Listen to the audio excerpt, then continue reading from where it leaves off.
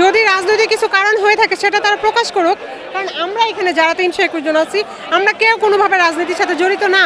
আমরা এখানে 1 বছরেরও বেশি সময় ট্রেনিং প্রশিক্ষণ প্রাপ্ত হয়েছি। আমাদের এখানে দেখা গেছে অনেকে আছে 1 বছর 3 মাস ট্রেনিং করেছে, যেখানে আমাদের ট্রেনিং পিরিয়ড ছিল 365 দিন, কিন্তু আমাদেরকে আরও বেশি সময় ধরে প্রশিক্ষণ দিয়েও আমাদেরকে ঠুনকো কিছু কারণ দেখিয়ে চাকরি থেকে অব্যাহতি প্রদান করা হয়েছে। আমাদেরকে যে কারণগুলো দেখিয়েছে সেটা হচ্ছে 252 জনে প্রথম যে 252 জনকে অব্যাহতি দেওয়া হয়েছিল, আমাদেরকে কারণ দেখা হচ্ছিল নাস্তা না খেয়ে হইচই করে শৃঙ্খলা ভঙ্গের অভিযোগে আমাদের 252 জনকে চাকরি থেকে অব্যাহতি প্রদান করা হয়েছিল।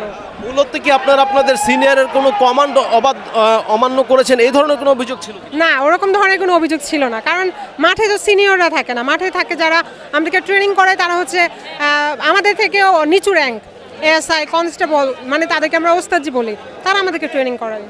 মাঠে কোনো সিনিয়র স্যাররা থাকে না, ওরা মাঝে মাঝে পরিদর্শন করতে আসে। আপনাদের এই যে চাকরি থেকে অব্যাহতি দিয়েছে, কবে অব্যাহতি দিয়েছে? আমাদেরকে আমি অব্যাহতি প্রাপ্ত হয়েছি 2024-এর 21শে অক্টোবর, 252 জনকে 2024-এর 21শে অক্টোবর। আর অনেকে আছে 2025-এর 1 জানুয়ারিতে অব্যাহতি প্রাপ্ত হয়েছে, মানে টোটাল আমরা 321 জন। বিভিন্ন ধাপে 4টা ধাপে আমাদেরকে ট্রেনিং পিরিয়ড থেকে অব্যাহতি প্রদান করা হয়েছে। এটা কি আসলে রাজনৈতিক কোনো কারণ হতে পারে, এরকম কোনো কিছু ধারণা হয় আপনাদের? যদি রাজনৈতিক কিছু কারণ হয়ে থাকে সেটা তারা প্রকাশ করুক, কারণ আমরা এখানে যারা 321 জন আছি আমরা কেউ কোনোভাবে রাজনীতির সাথে জড়িত না। তো সেই ক্ষেত্রে কীভাবে আমি আশা করব যে রাজনৈতিক কোনো কিছু হতে পারে?